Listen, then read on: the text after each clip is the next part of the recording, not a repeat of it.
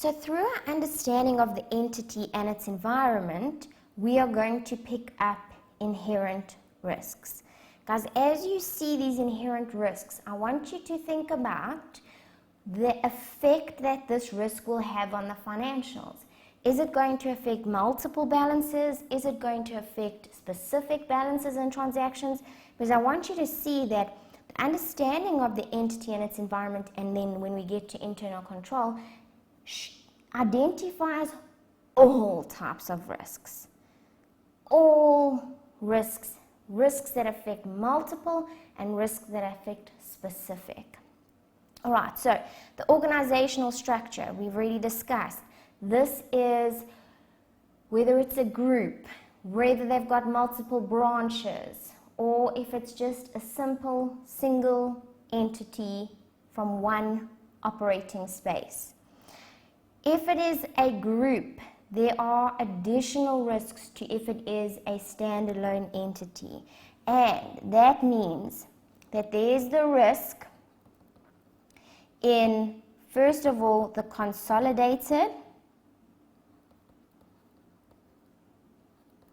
financial statements, and there will be risks in the holding company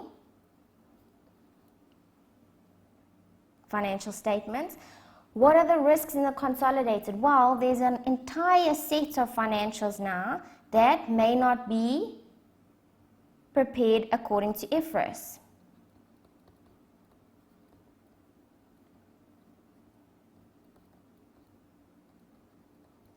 And so there could be multiple misstatements in the consolidation if they do not consolidate correctly. So issues like intercompany transactions not eliminated. Issues like having different accounting policies within the group entities. So they all have debtors, but they all calculate the allowance for credit losses differently. When you are consolidating, it all needs to be the same. If your group has foreign subsidiaries, there's additional risks there because they're translations now to get it into the functional currency. As soon as there's a group, there are going to be related party risks. What are those? They're not at arm's length. Transactions are not at arm's length, or they don't disclose. And guys, this is all IFRS requirements. So if they have a group, these risks automatically apply. What about the holding company? Well, now they've got goodwill. So non-compliance with IFRS 3 and their goodwill calculation. There's also assumptions they need in determining goodwill. So there is an additional risk of misstatements because of the group. What happens if they've got branches, multiple branches? Well, then there could be theft at the branches. So then inventory could be misstated. They show that they've got more inventory than they have if it's inventory that is stolen. But whatever is at the different branches could be stolen, which then means there could be misstatements on that. So, based on the structure, there are specific risks of misstatement in the financials. Ownership, governance, business model. What risks do we get there? Well, with ownership, guys, we've already said there could be related party risks in terms of the group, because also when we're looking at a group, there's an owner in terms of the holding company owning subsidiaries. So now we're looking at ownership in terms of people, but they are related parties too. So as soon as there's information on who the owners are, there's your related party risks. So I'm just going to make the note here, related party, but you guys must then see it's these risks here. Okay. All of those become a risk because of the ownership. The business model, guys, was all about the strategies that they implement. And now, what happens if they are aggressive? So there's pressure to achieve. This could result in fraudulent reporting to achieve the strategies that they have implemented. The industry and its regulations. Well, guys, no matter what, when there's a regulation, there's a risk of non-compliance with that regulation. And guys, you've got to consider that we're not just talking our regulations like tax and our regulations like the Companies Act, which we are definitely, but things like foreign regulations, when they actually transact in foreign countries. Things like listing requirements. If they listed, those are additional regulations because of the choices this entity has chosen, and as a result, there's a risk that they don't comply with those requirements. And by not complying, there could be misstatements. By not complying, there could also be going concern issues. And as soon as there are going concern issues, the financials could be prepared on an incorrect basis. So I'm just going to say, yeah, potential going concern issues if they don't comply with a regulation that could impact their ability to continue. For the industry, guys, if it's highly competitive,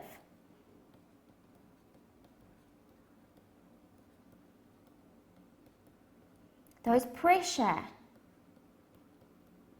to remain competitive could result in fraudulent financial reporting.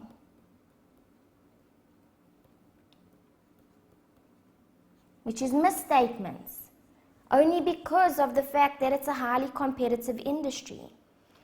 The measures to assess financial performance, well, whatever they are using to assess creates a pressure to achieve, and therefore there could be fraudulent financial reporting, showing that they are achieving it when they're not. So, if they measure performance based on revenue now could be misstated to show that they are meeting the performance targets that they want when they are not. If it's on net profit, well then they could misstate your income items and your expense items so that net profit is high.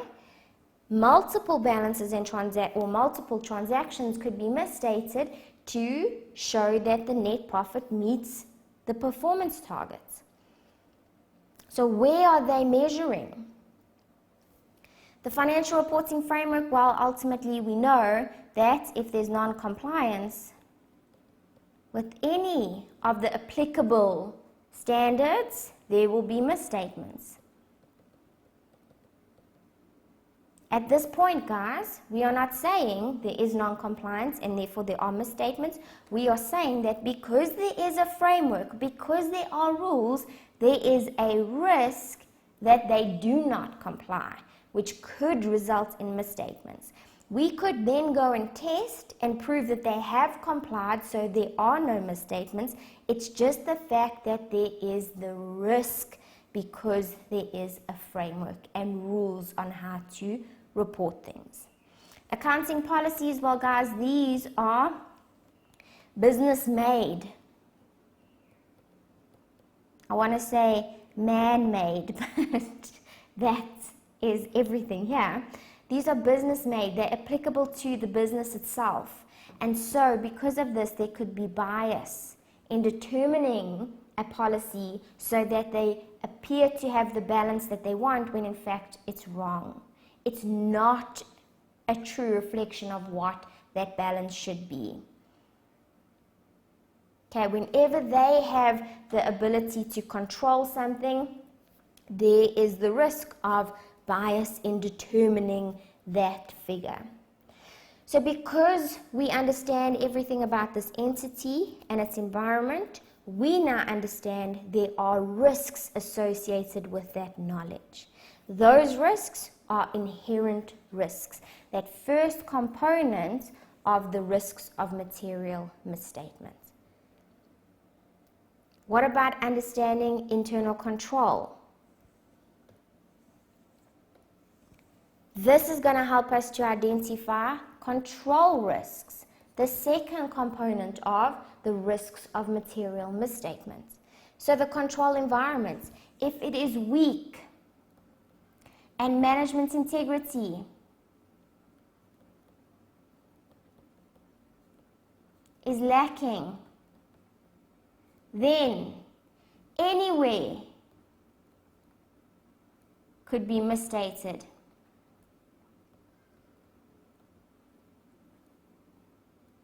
Because controls are not important in this culture. Because the guys at the top don't care about controls. They don't have a code of conduct that they expect people to adhere to. And if they don't, then nobody's going to adhere to the rules, and there are going to be risks of misstatements. Just because the integrity is lacking and the culture isn't great does not mean there are misstatements. Once again, guys, it's just that there are higher risks now of misstatement because they put a control in place to address an inherent risk, and if they are not making sure there is the control or that control is not working, then that inherent risk has a higher chance of materializing because they're not doing anything to stop it.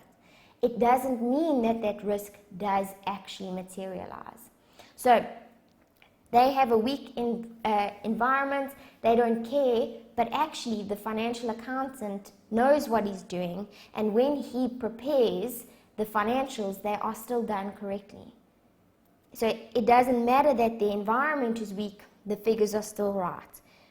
It's just that it brings about a higher risk and alerts us more as an auditor that that risk that we initially pick up could materialize.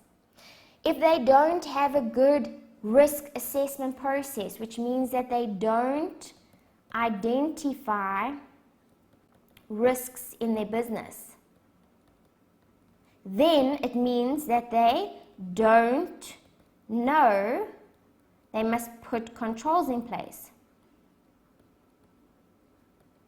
And therefore, misstatements could materialize. Once again, could materialize because they might not have a control, but it's still being done correctly, even though they don't authorize orders. People are still only putting through valid orders. So even though they don't have that segregation of duties and authorization, the people are doing the right work.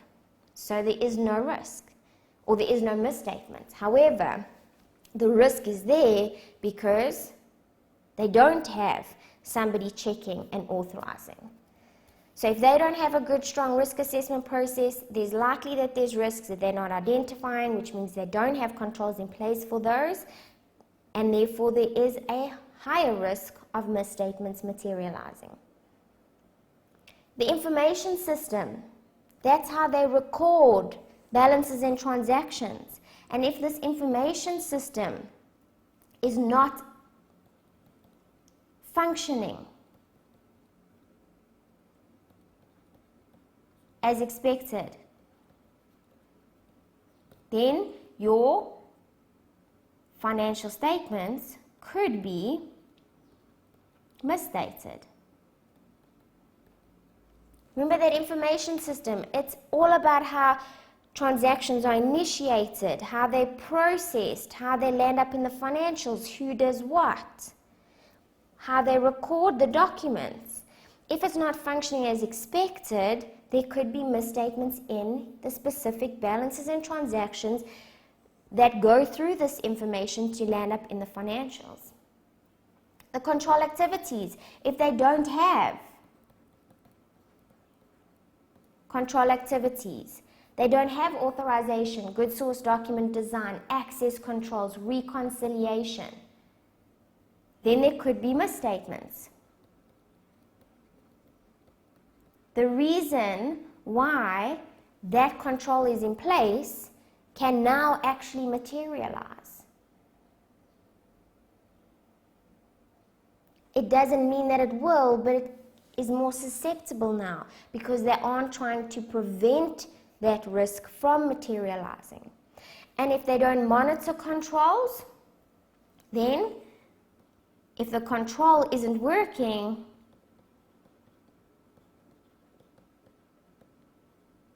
that risk of misstatements could materialize. So guys, remember, internal control was the process that the business follows to ensure they comply with laws and regulations, to ensure that the financials are prepared according to the applicable financial reporting framework, and to ensure that they have effective and efficient operations. If this whole system or process that they follow is broken, then the risks that it was put in place to address could materialize. So guys, I can't be specific here when I say if they don't have control activities in place, what misstatement could materialize.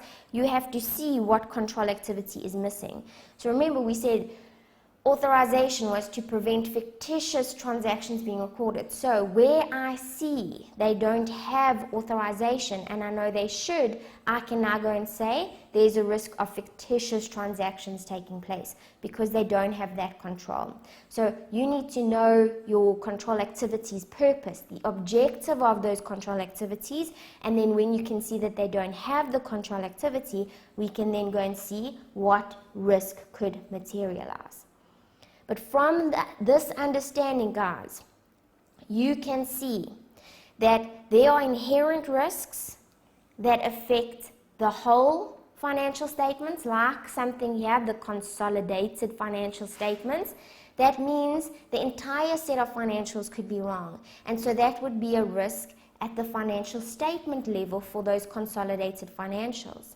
However, there's also a risk here that goodwill could be wrong because there's a group structure. So in the holding company, goodwill, and that's a risk specific to goodwill only. And so a risk for goodwill. And that would be considered a risk at the assertion level.